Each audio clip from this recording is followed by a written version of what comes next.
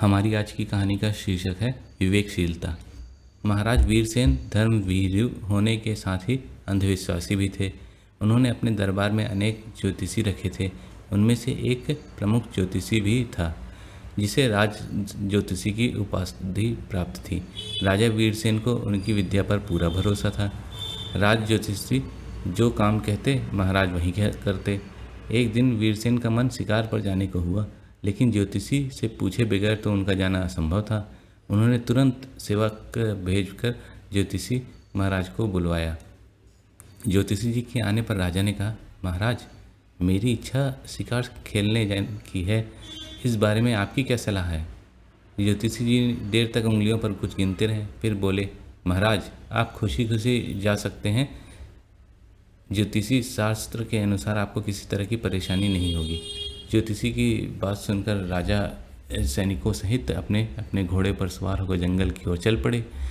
राज्य की सीमा पर स्थित जंगल में महाराज वीरसेन अपनी सेना के साथ पहुंच गए। वहां थोड़ी दूरी पर एक झोपड़ी भी थी। झोपड़ी के बाहर एक कुम्हार बैठा चाक पर बर्तन बना रहा था। राजा अपनी सेना के साथ कुम्हार की झोपड़ी के सामने पहुंच गए। प्रणाम करने के बाद राजा को बैठाने के लिए कुम्हार चारपाई लेकर आया। घड़े में साफ पानी भरकर उसने सबको पिलाया। सबको पानी पिलाने के बाद वह राजा के सामने हाथ जोड़कर खड़ा हो गया और विनम्रता से बोला, महाराज, आपसे एक बात कहना चाहता हूँ। कहो, राजा ने कहा। आपको देखकर लगता है कि आप शिकार के लिए निकले हैं। तुम सच कह रहे हो, मैं अपनी सेना के साथ शिकार पर निकला हूँ। महाराज, आप मेरा कहना माने तो यहाँ से आगे मत जाइए, जाने पर आप मुश्किल से में पड़ सकते हैं। राजा ने कहा, क्या पागलों जैसी बातें करता है, मुश्किल किस बात की होगी? हमारे राज ज्योतिषी ने कहा है कि आप बिना किसी चिंता के शिकार पर जाइए, किसी प्रकार की कोई परेशानी नहीं होगी, और तुम कह रहे हो कि आगे जाने पर मैं मुश्किल में फंस जाऊंगा। राजा की इस बात पर कुम्हार सहम गया। फिर भी वह डरते डरते बोला, महाराज, थोड़ी देर बाद बहुत तेज़ बरसात होने वाली है, साथ ही तूफान भी बहुत तेज आएगा। इस स्थिति में घने जंगल में आप परेशान हो जाएंगे। राजा क्रोधित होकर बोला, तू मुझे सिखाने आया है? मेरे राज ज्योतिषी ने जो कहा है वह झूठ है, और तू अनपढ़ कुम्हार जो कह रहा है वह सत्य है। जा, तू अपना काम कर, मैं शिकार पर जाऊंगा। राजा की बात सुनकर कुम्हार निराश हो गया। राजा अपनी सेना के साथ जंगल की ओर शिकार के लिए चल पड़े। बीच जंगल में पहुंचने पर काले काले बादल आसमान में घिर आए। जंगल में अंधेरा छा गया।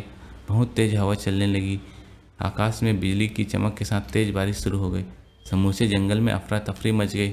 जानवरों की चीख पुकार उस बियावन जंगल में चारों तरफ से सुनाई पड़ने लगी। राजा अपनी सेना के साथ उस जंगल में फंस गया था।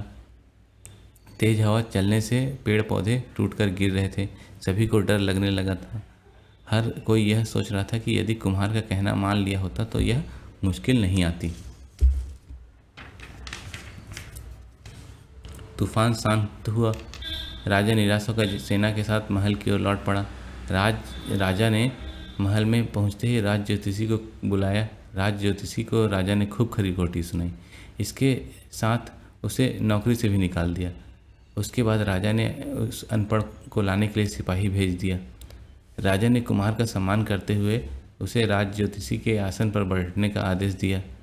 गरीब अनपढ़ कुम्हार अपना इस तरह सम्मान देखकर घबरा गया। डरते हुए वह बोला, महाराज, मैं गरीब अनपढ़ कुम्हार हूँ, मुझे ज्योतिष के बारे में एक अक्षर भी नहीं मालूम, मैं भला आपको क्या सलाह दूंगा?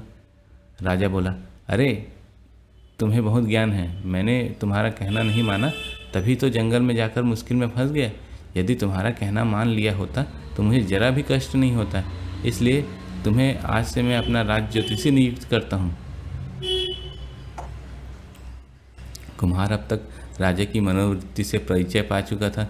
उसने सोचते हुए कहा, लेकिन महाराज, आंधी और तूफान की बात तो मैंने गधे से जानी थी। महाराज, जब बरसात तूफान आते हैं तो मेरा गधा अपने दोनों कान खड़े कर देता है और गर्दन ऊपर की ओर उठाकर ढींचों ढींचों की आवाज़ निकालता है। उस दिन भी उसने ऐसा ही किया था और मैंने आपको सूचना दे दी। अब राजा वीरसेन की चमत्कृत होने की बारी थी।